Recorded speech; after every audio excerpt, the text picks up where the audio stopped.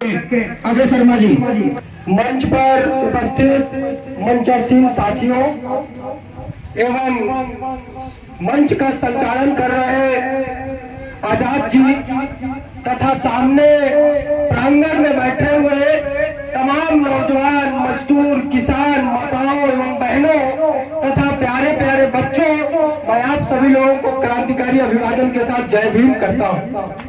साथियों, बात को हम लोग शुरू करते हैं। बहुत ही अच्छा रहा और जो भी वक्ता लोग बताए उससे हम लोगों को सीख लेने की जरूरत है और हम लोगों को बाबा साहब के सपनों का भारत बनाने के लिए जो उन्होंने कमेंट्स लिखे हुए हैं उनको पढ़ करके आगे बढ़ना चाहिए।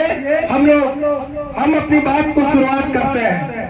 साथियों, सबसे पहले तो हम शुरुआत यहाँ से करते हैं कि आप लोग और हम सभी लोग एक ऐसे समाज में जी रहे हैं जिस समाज में इंसानियत नाम का अगर कुछ पहलू बचा हुआ है तो आधा से ज्यादा उसमें खत्म है। तो जैसे मान लीजिए कि अगर एक व्यक्ति अगर पैदा होता है तो वो भी माँ के गर्भ से पैदा होता है और पैदा होने के बाद ना तो वो सोना चांदी लेकर पैदा होता है, ना वो हीरा मोती लेकर पैदा होता है। एक गरीब का, एक दलित का भी बेटा जो पैदा होता है तो निर्वस्त्र पैदा होता है और एक पूंजीपति और ब्राह्मणवाद का भी बेटा अगर पैदा होता है तो भी निर्वस्त्र पैदा होता है। तब यह समझने की बात है, तब उनका बेटा पैदा होकर के इंग्लिश मीडियम स्कूलों में पढ़ता है और हमारे यहाँ के बच्चे पैदा होकर के धूल मिट्टी में लिपटते हुए प्राइमरी पाठशाला तक किसी तरीके से पहुंच पाते हैं, उसके आगे का रास्ता बंद कर दिया जाता है।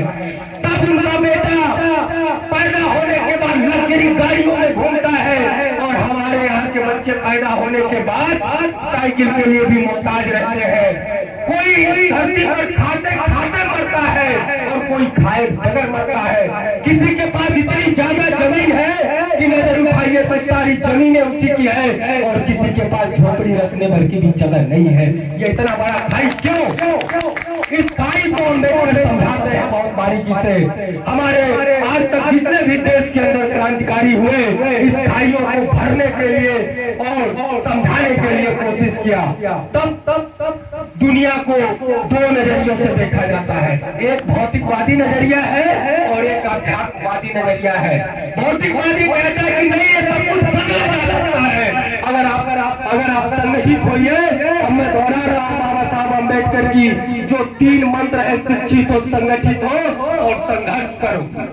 तब भौतिकवाद कहता है कि नहीं, ये सब कुछ बदला जा सकता है और कोई ये लेकर के पैदा नहीं हुआ है। लेकिन वही अध्यात्मवाद कहता है अगर कोई इस जन्म में अगर कोई जो है अगर लूल पैदा हो गया है किसी वंश किसी तरीके से अगर वो जो है उसकी शारीरिक कोई अंग खराब हो गया तो कहते हैं कि तुम जो है पिछले जन्म में कोई कर्म कांड किए होगे, इसीलिए तुम इस जन्म में ऐसे पैदा हुए हो और गरीब और दलित के घर पैदा हुए हो, जबकि यह सच्चाई नहीं है।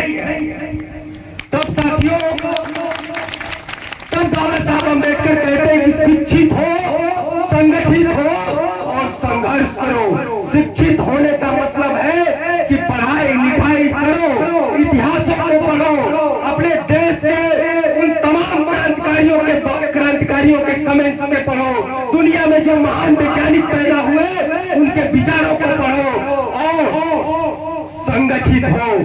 संगठित होने का मतलब ये नहीं है, क्योंकि ये बात मैं इसलिए कह रहा हूँ कि आज जो बाबा साहब अम्बेडकर का जो सपना था उसको चूर चूर करने के तरफ जो कुछ तथाकथित लोग हैं जो जातियों का संगठन बनाते हैं। बाबा साहब अम्बेडकर कभी जात पात का संगठन नहीं बनाए, वो बोलते थे कि संगठन हो दुनिया की शोषित उत्पीड़ित और सबसे ज्यादा जिन पर वो जोर देते थे। सामने माताएं बहनें बैठी हैं, माताओं और बहनों और महिलाओं को कहते थे कि आप लोग संगठित हो और संघर्ष करो, बगैर संघर्ष किए आपको आपका अपना अधिकार नहीं मिलेगा। और वो ये भी कहते थे जब बाबा साहब अम्बेडकर को कांग्रेस की सरकार में कानून मंत्री बनाया गया था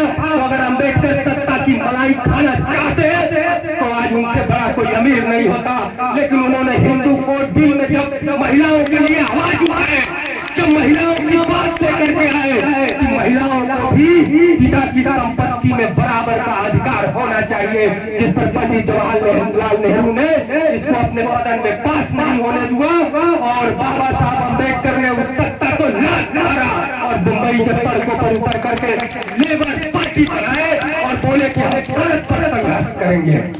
तो इसलिए मैं कहना चाहता हूं कि बाबा साहब अम्बेडकर को सिर्फ 14 अप्रैल तक मत आकिए, उनकी जो विशिष्टताएं हैं उनको आरती घुमा करके उनकी पूजा करके मत आकिए, उनके कमेंट्स को पढ़िए और समाज में शोषित वंचित गरीबों का, दलितों का, आदिवासियों का संगठन बनाइए, उनको संगठित करिए और उनसे कहिए कि अपना अधिकार संविधान में जो लिखा हुआ है वो सड़कों पर उतर करके तुम्हारा अधिकार मिलेगा, न कि संसद में जाकर के तुम्हारा अधिकार मिलेगा।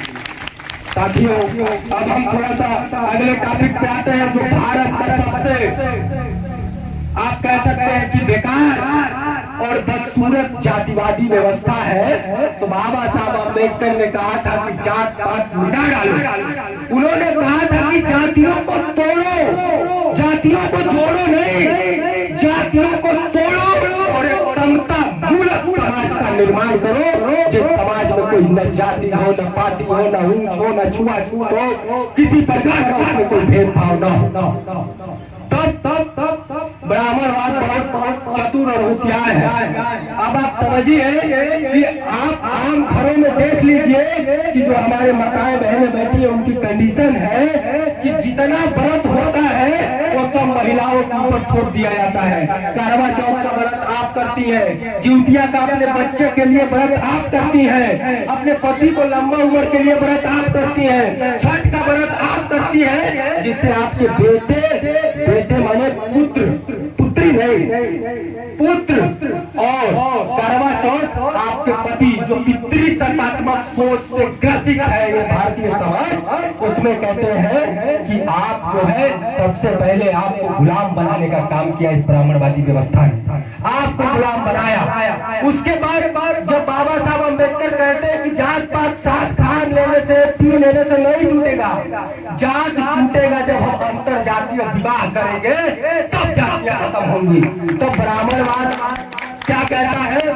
तब कहता है कि महिलाओं का तो कोई जात ही नहीं होता है। मैं गलत तो नहीं बोल रहा हूँ? तो बोलते हैं कि महिलाओं का तो कोई जात नहीं है, अगर जो है अगर वो एक जाति से अगर किसी दूसरे जाति में शादी कर ली तो उसके पति का जो जात का टाइटल होता है वो महिलाओं पर थोप दिया जाता है, और जो उसके संबंध से जो बच्चा पैदा होता है वो अपने पिता के जाति का होता है।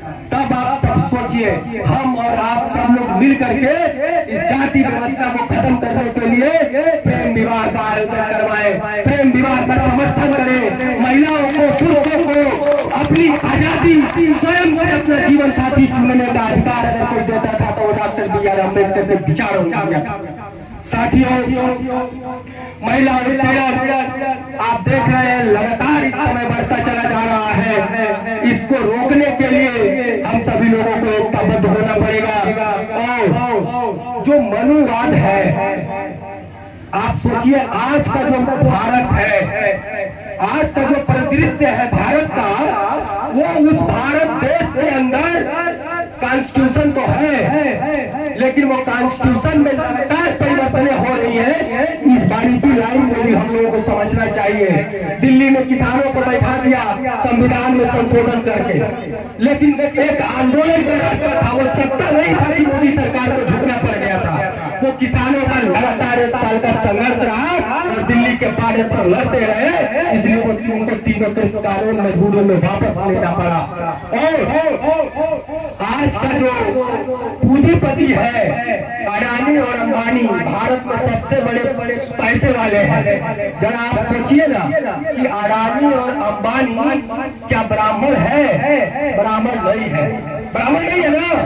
अडानी अंबानी कोई ब्राह्मण जाति के नहीं है, लेकिन जो मनुस्मृति है, जो ब्राह्मणवादी व्यवस्था है, वो पूंजीपतियों के सपोर्टर है और संविधान में बदलाव करके आपके अधिकारों को पूंजीपतियों के हाथों में बेच देना चाहती है, आपकी शिक्षा व्यवस्था को चौपट कर देना चाहती है। अगर आप रोजगार मांगेंगे तो आपके ऊपर लाठी चलाई जाएगी। अगर आप गेहूं और धान का मूल्य मांगेंगे तो आपके ऊपर लाठी चलाई जाएगी।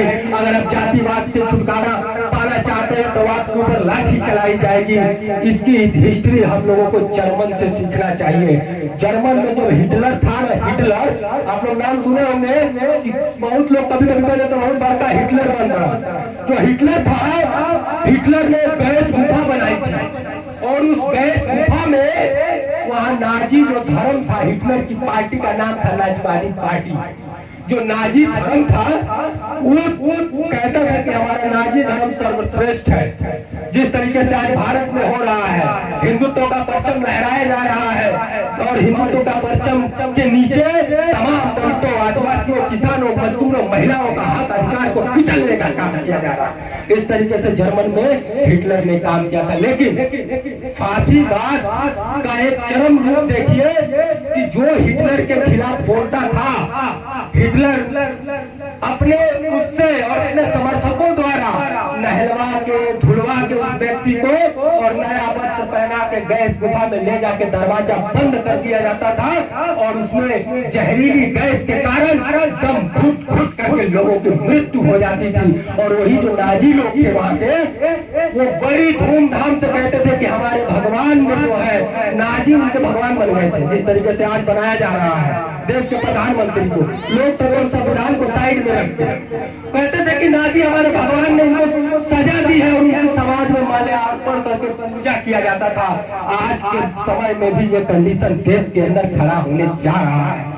आप देखिए कि अभी लगातार कई घटनाएं घटित हो रही है। मस्जिदों के ऊपर चढ़ के भगवा झंडा लहराने का काम किया जा रहा है, जबकि बाबा साहब अम्बेडकर संविधान में धर्मनिरपेक्ष की बात किए हैं। ये देश जितना हिंदुओं का है उतना ही मुसलमानों का है, उतना सिखों का है, उतना ही ईसाइयों का है। और इस देश को बनाने वाले यहाँ के एक ये जो बिल्डिंगें खड़ी है शहरों में, ये गाँव से आदिवासी, दलित, गरीब, मजदूरों के बच्चे जाकर के शहरों में ईंट खड़ा किए हैं, जिसमें आज तुम एसी लगा करके रह रहे हो।